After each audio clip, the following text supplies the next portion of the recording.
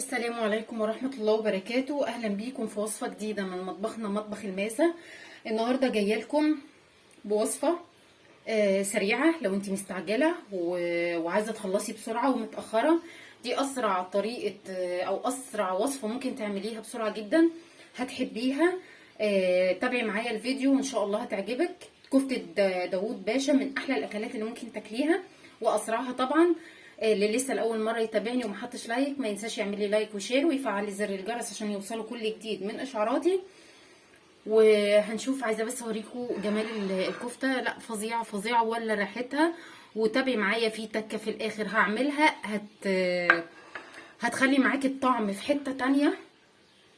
انا عايزه بس تشوفي الجمال. عايزه اكسرها معاكم واوريكي قد ايه هي جميله. شايفين قد ايه فظيعه. انا عاملاها المره دي ببطاطس مش ساده، لا حاطه معاها بطاطس مكعبات. ان شاء الله هتعجبكم. ونبدا المقادير ونقول بسم الله ونبدا الفيديو بتاعنا. وهقول لكم المقادير هتلاقيها موجوده في اضغطي على العنوان بتاع الفيديو. هتنزلي هتلاقي المقادير كلها مكتوبه في صندوق الوصف. ونقول بسم الله ونبدأ المقادير مع بعض. وتابعيني وما تدخليش من الفيديو من اوله، لا هيعجبك الفيديو بإذن الله. ويلا بينا. وهنيجي نقول دلوقتي مقادير كفتة داوود باشا. معانا نص كيلو من اللحمة المفرومة، معانا حبة من البصلة مفرومة او مبشورة ناعم جدا، معانا نص معلقة من الملح، نص معلقة من الفلفل الاسود، نص معلقه من البهارات المشكله او السبع بهارات دي او دي حسب ما يكون عندك. لو عندك قرفه ممكن تزوديها بس انا ما كانش عندي قرفه. هنجيب بوله فاضيه هننزل بيه باللحمه بتاعتنا. كفته داوود باشا من اسرع الاكلات اللي ممكن تعمليها، ما بتاخديش معاها وقت، ما بتاخديش فيها وقت. لو انتي مستعجله وراكي حاجه ممكن تتعمل بسرعه جدا بالشكل ده.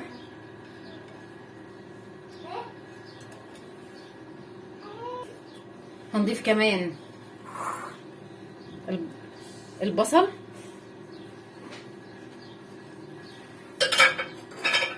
هنضيف البهارات، هنضيف كمان الملح،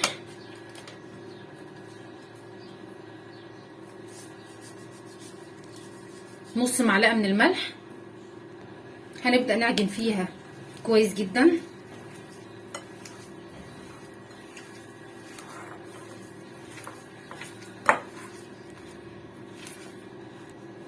كده عجنتها كويس جدا. لازم يكون ملمسها زي العجينة بالشكل ده، لازم تعجني فيها كويس قوي. هنبدأ دلوقتي نعملها كور على شكل كور. هنبدأ نشكل الكفتة بتاعتنا على شكل كور بالشكل ده.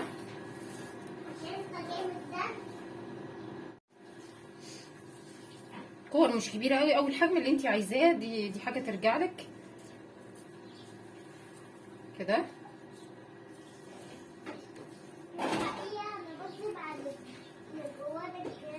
هخلصها كلها وارجع لكم. وبكده يكون خلصنا تشكيل الكور بتاعتنا بالشكل ده. هنبدأ دلوقتي هندخلها التلاجة نص ساعة تتشمع، ونرجع نكمل بقية خطواتنا. بعد ما قعدنا الكفتة بتاعتنا او الكور بتاعتنا كفتة داوود باشا في التلاجة نص ساعة، حطينا طاسة على النار هننزل عليهم بمعلقتين من الزيت، مش كتير بالشكل ده. لما الطاسه بتاعتنا تسخن، هي كده ما شاء الله سخنه، هنبدا ننزل بالكور بتاعتنا واحده واحده. بسم الله.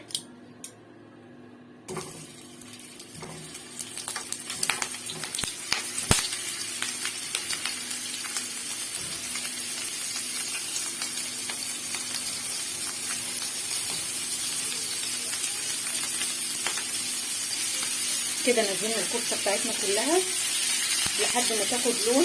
احنا ليه حطيناها في الثلاجه نص ساعه تتشمع، عشان لما نيجي نحطها على النار ما تفكش منك. الخطوه دي مهمه جدا. بصي ريحتها انا مش هتكلم، جربوها وانتوا تعرفوا. ريحتها حلوه قوي بالشكل ده. اللي لسه اللي دخل الفيديو لسه ما حطيليش لايك، ما ينساش تحطي لي لايك وشير ويفعل لي زر الجرس عشان يوصلكوا كل جديد من وصفاتي. هنفضل نقلب فيها كده لحد ما تاخد لون من كل جنب كده بالشكل ده. بدأت تاخد لون. الله على الجمال وعلى ريحه الكفته.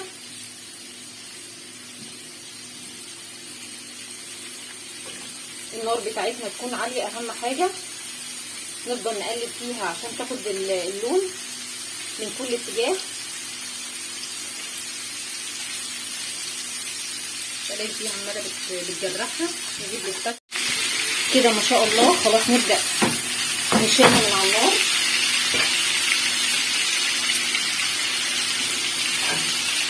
بالشكل ده هنشيلها كلها كده. شلنا الكفته من على النار بكل اللي فيها. مش هنعمل اي حاجه. هنبدا ننزل بس ب3 فصوص من الثوم بالشكل ده. هنديها لون بس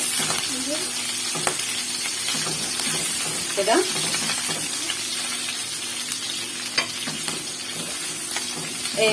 المقادير بتاعت الصلصه بتاعت كفته داوود باشا هسيبها لكم في صندوق الوصف. فين صندوق الوصف؟ دوسي على العنوان هيظهر لك المقادير بتاعت الوصفه بتاعتي كلها. هجيب معلقتين من الصلصه كده وانزل على الثوم بتاعنا واقلبهم. حابه تزودي عن كده زودي.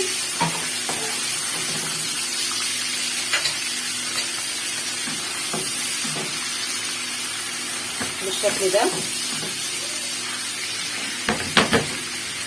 هنجيب كمان طماطم فريش ضربينها في الخلاط. دي طماطم فريش ضربينها في الخلاط بس من غير القشر بتاعها.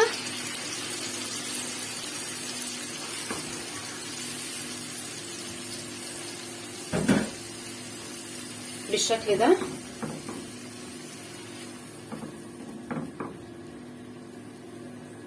هنبدأ ننزل بالبهارات بتاعتنا. هننزل بايه؟ ملح.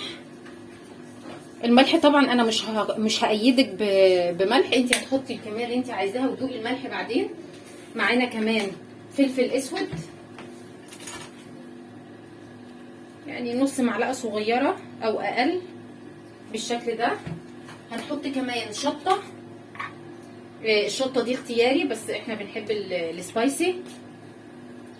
حابه تلغيها الغيها. عندك قرفه حطي قرفه. انا قلت لك من اول الوصفه بس انا للاسف ما عنديش قرفه. القرفه مع كفته داوود باشا بتبقى فظيعه حلوه جدا. هنقلب كل الخليط بتاعنا ده.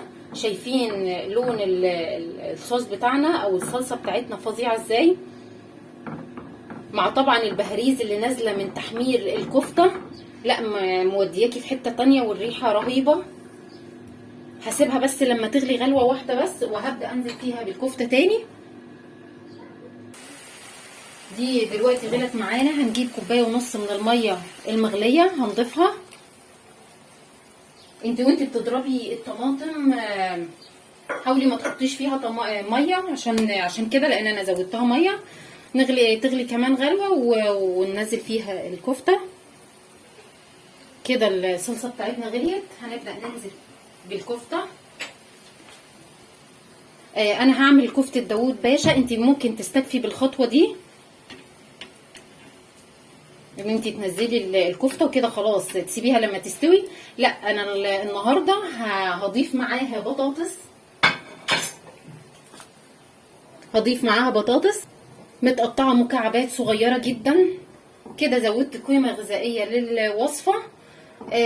وتاكليها بقى جنب رز ابيض، جنب رز بشعريه، جنب مكرونه اسباجيتي مسلوقه بس فهننزل البطاطس. عايزه اوريكم بس انا مقطعاها مكعبات صغيره قد ايه بالشكل ده. هننزل بالبطاطس كمان. لازم نكون مقطعينها صغير عشان تستوي مع لان احنا عارفين ان الكفته ما بتقعدش كتير على النار، ما بتستويش كتير او ما بتاخدش وقت اقصد كده.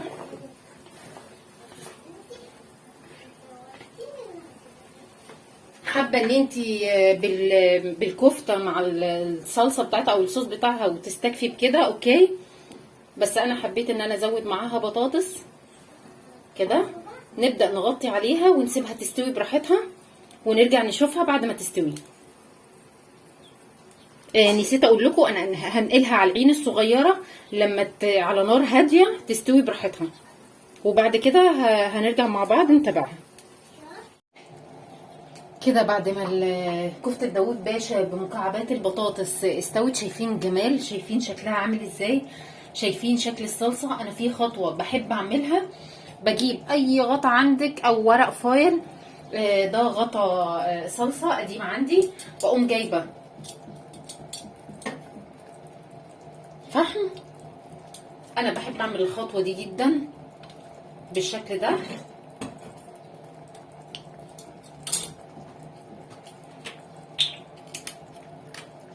سمنه او زيت بقى اللي عندك. هنبدا ننزل بسم الله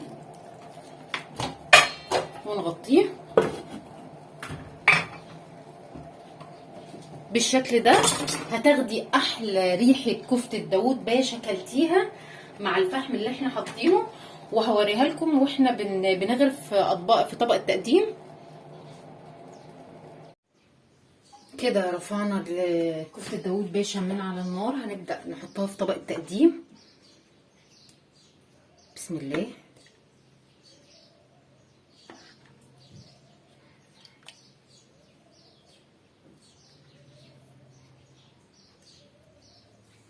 حاجة مش هقول لكم ريحتها فظيعة مع الفحم كمان اللي انا حطيته، لا موديها في حتة تانية خالص. جربوها. هنحط الكفتة الاول، جربوها وان شاء الله ان شاء الله ان شاء الله هتعجبكم. وده شكل الطبق بتاعنا بعد ما خلص. ما شاء الله ده الطبق، وقدمته مع رز ابيض بالشكل اللي انتم شايفينه ده. قلت لك ممكن تعملي جنبه، تقدمي جنبه رز ابيض، ممكن تقدمي جنبه رز بشعريه، ممكن لو انت عندك مكرونه بس بيضه مسلوقه تبقى حلوه جدا. اللي لسه لاول مره يتابعني وما حطش لايك ينزل يحط لايك ويفعل لي زر الجرس ويعمل لي يضغط لي على كلمه اشتراك اللي باللون الاحمر عشان يوصلكم كل جديد من اشعاراتي. واستنوني في وصفه جديده وطبخه جديده من مطبخنا. والسلام عليكم ورحمه الله وبركاته.